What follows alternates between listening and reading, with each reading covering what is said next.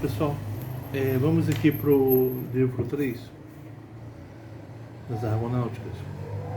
Eles chegaram na Cólquida, onde vão ter que pegar o tosão de ouro, né? Vamos, Érato, coloca-te ao meu lado e me conta como de lá para Ioco Jasão trouxe o tosão, graças ao amor de Medeia. Tem uma invocação a Érato, a musa da poesia lírica e erótica. Me ajude, né? Me conta como que Jasão vai voltar para casa tendo cumprido seu objetivo com a ajuda de Medeia.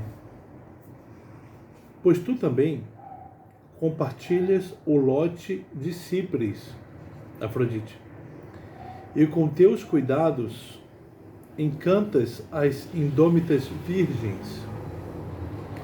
Por isso esse amável nome te é atribuído.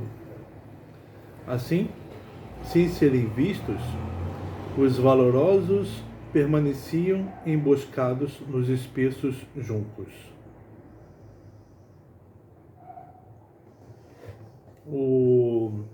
Tem um reconhecimento, né, da parte que cabe a Érato. Por meio desse reconhecimento, ele espera obter a ajuda dela. Então aqui, sem serem vistos, os valorosos permaneciam emboscados nos espessos juncos, mas os perceberam Hera e Atena. Ao se dirigirem a um quarto,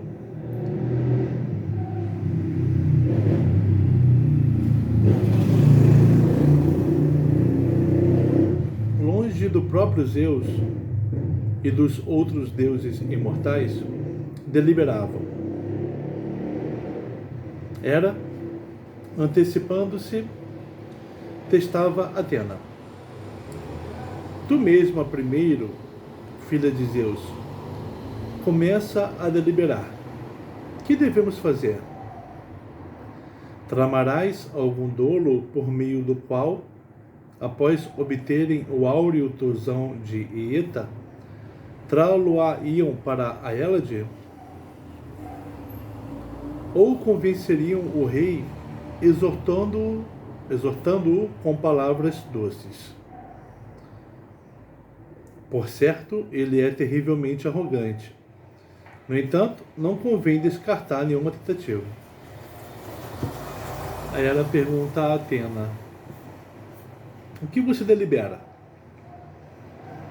Se trama algo para que eles consigam o tosão? Ou eles simplesmente tentarão pedir ao rei, né? Assim falou, e em seguida Atena lhe disse: eu mesma era, agitava tais pensamentos na mente.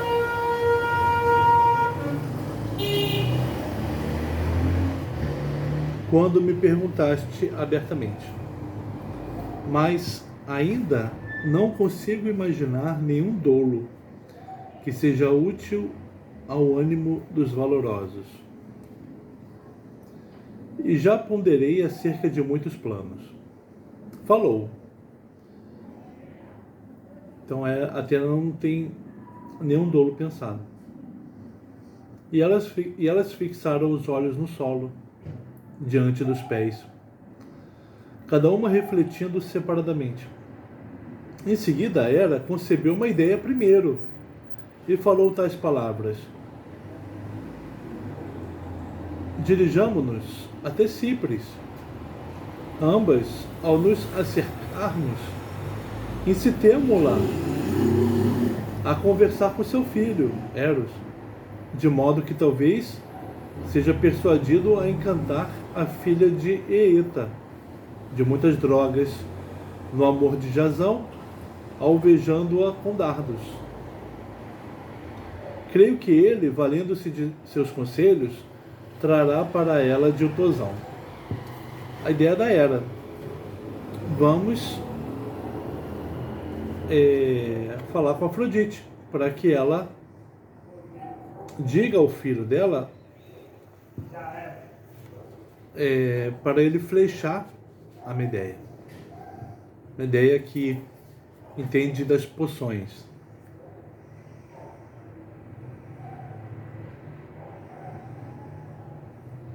Assim falou.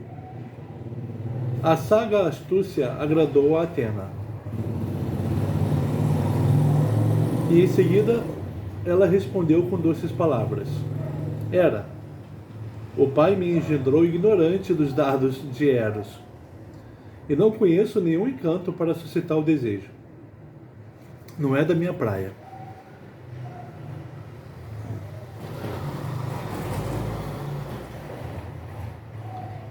Mas se estas palavras agradam a ti mesma, certamente eu te acompanharei e tu exporás esse discurso diante dela.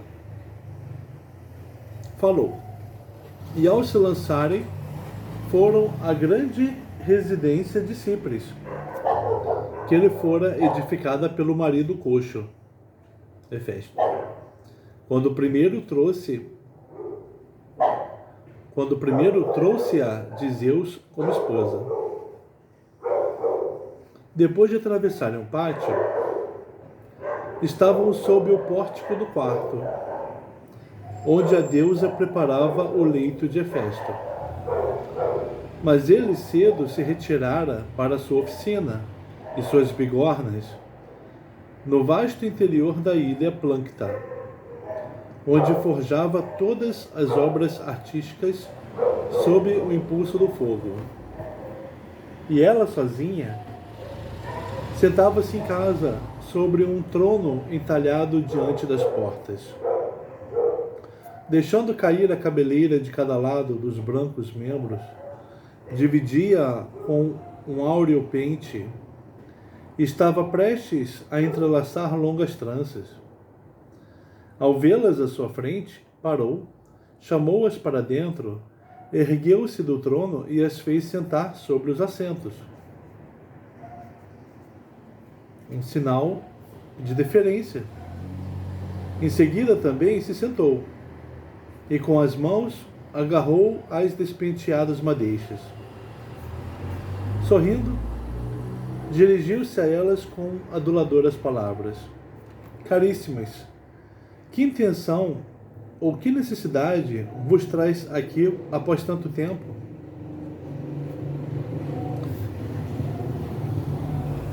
Então a ideia da Hera. Atena foi ineficiente aqui nessa história, sinal de que o que precisa acontecer aqui não é da alçada dela. E a Afrodite que vai ser a eficiente, né? Caríssimas, que intenção ou que necessidade vos traz aqui após tanto tempo? Por que vós duas vindes, não costumando antes me visitar muito? Já que sois superiores entre as deusas.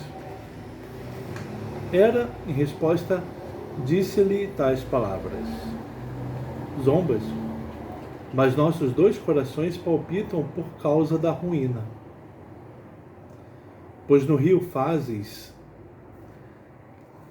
já detém a nau o Exônida, ou Jazão, e os outros que seguem em busca do Tosão. Pelo fato de a ação estar próxima, certamente tememos terrivelmente por todos, mas sobretudo pelo Exônida. Ainda que ele navegue em direção ao Hades, para libertar Ixião de suas correntes de bronze, eu o salvarei, com quanta força houver em meus braços, para que Pélias não ria ao ter escapado de seu funesto destino, por ter arrogantemente me privado das honras sacrificiais.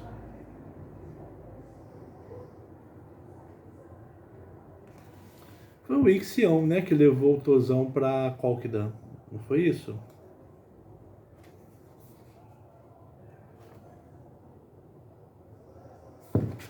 Então a Hera está falando que ela vai ajudar o Jazão quando ele ajudar o Ixion, libertar o Ixion do Hades.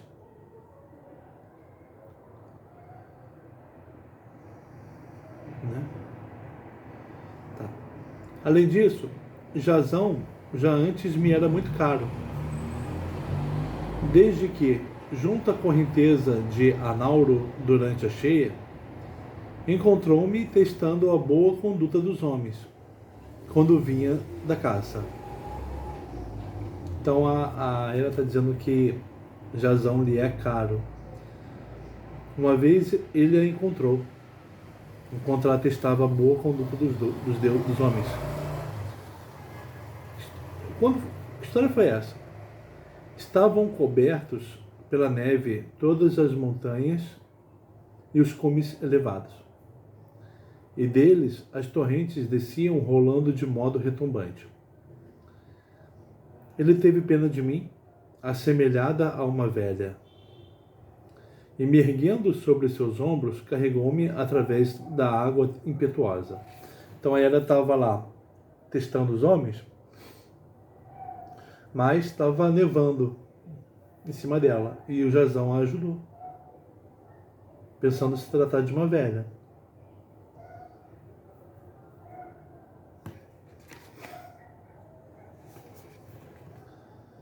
Por isso tenho incessante estima por ele. E pelo ultraje, Pélias não será punido, se tu não lhe concederes o retorno. A Hera está preocupada também com a punição do Pélias, porque ele tomou o trono de Iolco, que era para ser do pai do Jazão.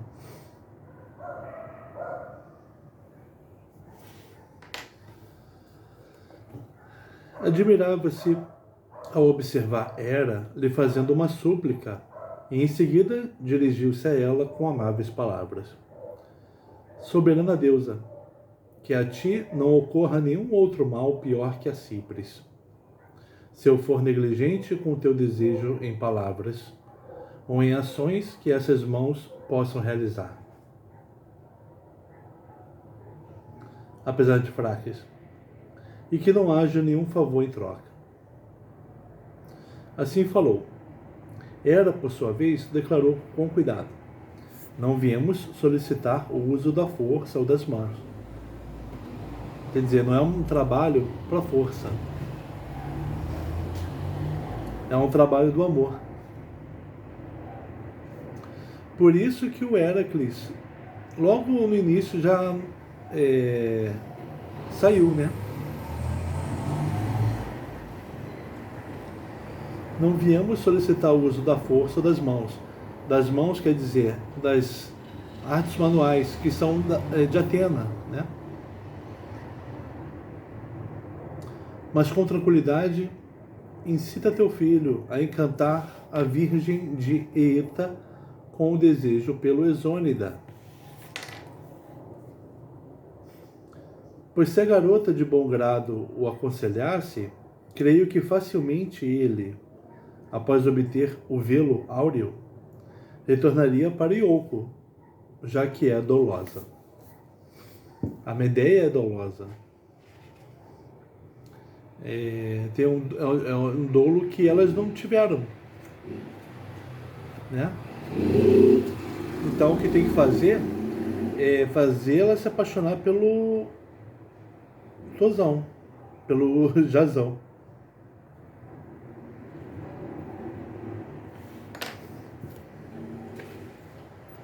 Assim falou, e Cipres disse a ambas: Hera e Atena, ele vos obedeceria muito mais que a mim, pois, mesmo sendo despudorado, está falando de Eros, por vossa causa manterá nos olhos um pouco de pudor. Mas comigo ele não se preocupa, e ao querelar o tempo todo, é negligente. Quer dizer, que o desejo, que é o Eros, ele não respeita a sedução, né? Que não respeita o sexo, né? Que é Afrodite, mas respeita a autoridade de Hera. Além disso, circundada pelo infortúnio, desejei quebrar-lhe as flechas de som terrível com os próprios arcos na sua frente, pois colérico ameaçou-me de tal forma. Ela ameaçou quebrar as flechas do filho, porque ela o ameaçou. Como? Se eu não mantivesse minhas mãos distantes enquanto ele ainda continha o ânimo, mais tarde a mim mesma censurar-me-ia. Assim falou. As deusas sorriram e trocaram olhares entre si. Cipres, aflita, novamente lhes disse: aos outros minhas dores provocam riso. Não é preciso que eu as conte a todos. Já é suficiente que eu as conheça. Agora, já que isso agrada a vós duas, tentarei e o abrandarei. Ele não me desobedecerá. Assim falou. Hera tocou sua delicada mão e levemente sorrindo, disse-lhe em resposta: desta forma agora, ó Cetereia, cumpre logo esta tarefa como declaras. E não te irrites nem entres em querela encolerizada com teu filho, pois ele mudará com o tempo. Disse isso e deixou o assento, e Atena a acompanhou. Ambas puseram-se a partir. A própria Cipres também foi até a encosta do Olimpo para encontrá-lo. Encontrou-o longe, no florescente jardim de Zeus, não sozinho, mas com Ganimedes, que outrora Zeus fez habitar o céu como conviva dos imortais, tomado pelo desejo por sua beleza. Ganimedes, um jovem raptado por Zeus, né, que virou o copeiro dos deuses. Então estava lá Eros perto dele. Os dois brincavam com os ossinhos áureos, já que eram companheiros. Nesse momento, o insensato Eros recolhia a palma da mão esquerda completamente cheia sobre seu peito, pondo-se ereto, e ao redor da face um doce rubor florescia sobre a pele. O outro se mantinha próximo, agachado, em silêncio e cabisbaixo.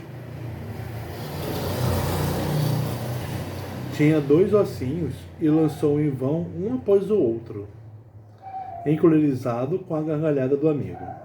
Estavam brincando, né, com ossinhos áureos.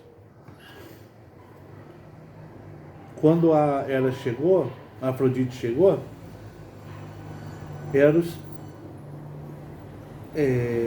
estava recolhendo a palma da mão esquerda, cheia sobre o seu peito. E ele estava ereto. Um doce rubor. Ganimedes estava próximo, agachado em silêncio, cabisbaixo. Tinha 2 ossinhos e lançou em vão um após o outro, encolerizado com a gargalhada do amigo. Assim que os perdeu de forma idêntica aos anteriores, partiu com as mãos vazias, desvalido, e não percebeu a aproximação de Cipres. Então, nesse jogo, o Ganimedes estava perdendo para o Eros. Ela, a Cipres, ficou diante do filho, e no instante em que tocou seu queixo, disse-lhe: por que sorris, indizível mal? A Afrodite considera Eros o mal? Como de costume, enganaste-o e não ganhaste com justiça, sendo ele ingênuo. Vamos. Então, Ganimedes é aquele que é sempre enganado pelo amor. Vamos, Cumpre de bom grado isto que te direi, e te concederei um belíssimo folguedo de Zeus. Aquele que lhe fez sua cara ama Adrasteia na caverna do Ida, quando ainda era um tenro menino. Uma bola ágil.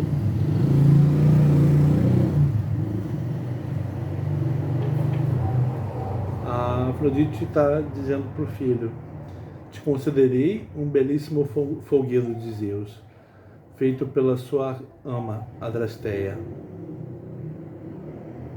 Uma bola ágil. Tu não obterás outro brinquedo melhor que este, feito pelas mãos de Hefesto. Seus círculos foram fabricados com ouro, e ao redor de cada um, 2 aros redondos circundam. As costuras estão escondidas e uma espiral azul escura corre por toda parte.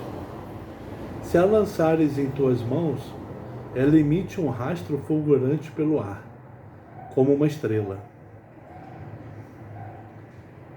Eu te concederei essa bola se tu encantares a Virgem de Eeta, ao alvejá-la em amor a Jasão.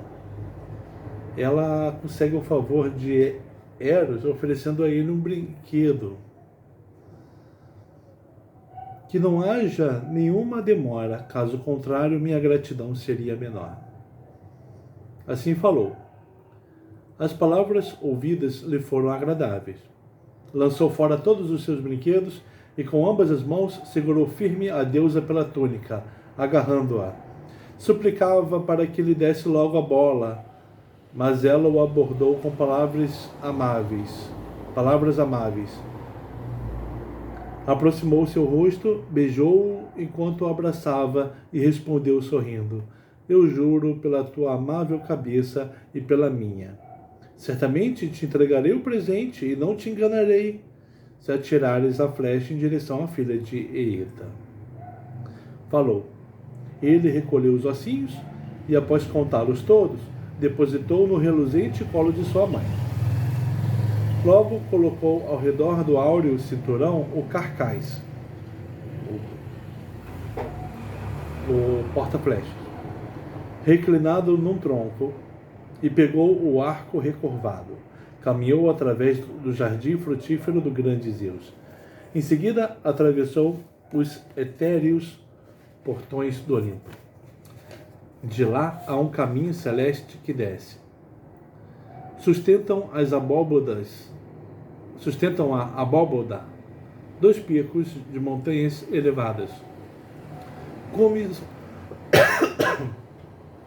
Sustentam a abóboda 2 picos de montanhas elevadas, cumes da terra, onde o sol nascente ruborece com os primeiros raios. Lá abaixo, ora lhe eram visíveis o solo que sustenta a vida, as cidades dos homens e as correntes sagradas dos rios. Ora, os cimos e o mar ao redor, enquanto ele vagava pelo ar. Os heróis distantes, sobre os bancos de sua nau, estavam emboscados numa parte pantanosa do rio e faziam uma assembleia. Agora, voltando, o Eros viu o cenário todo, viu os heróis, agora a câmera vai para os heróis. O próprio Esônida falava, enquanto os outros ouviam quietos, sentados nos seus lugares em sequência. Ó amigos, certamente aquilo que agrada a mim próprio eu exporei, mas depende de vós a decisão final. Pois comum é a necessidade, e comum é a palavra igualmente a todos.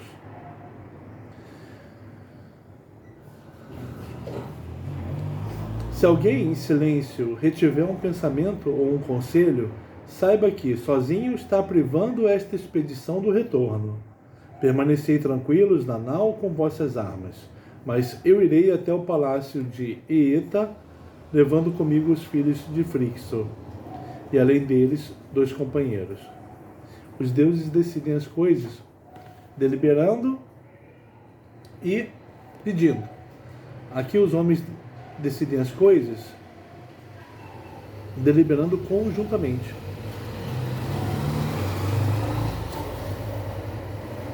O Esônida quer ouvir ideias dos companheiros.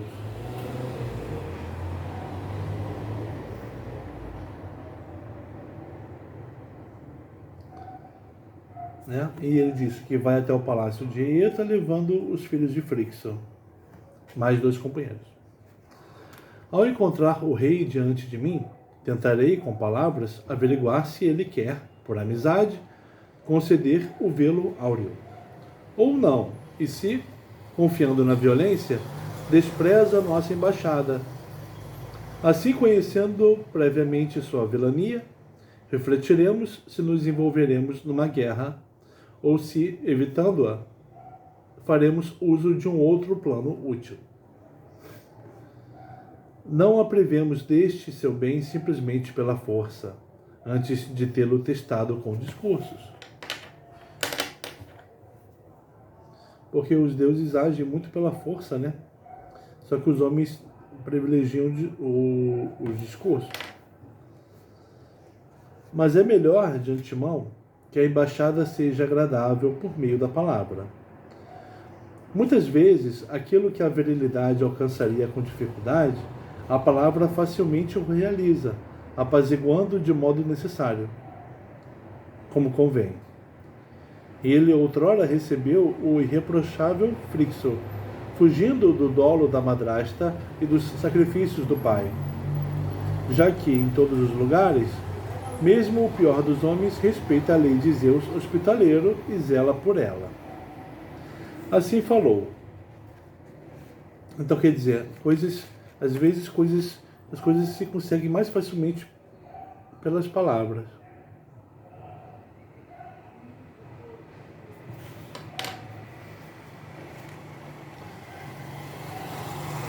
Assim falou. Os jovens elogiaram o discurso do Esônida em unanimidade. Não havia ninguém que exortasse algo diferente.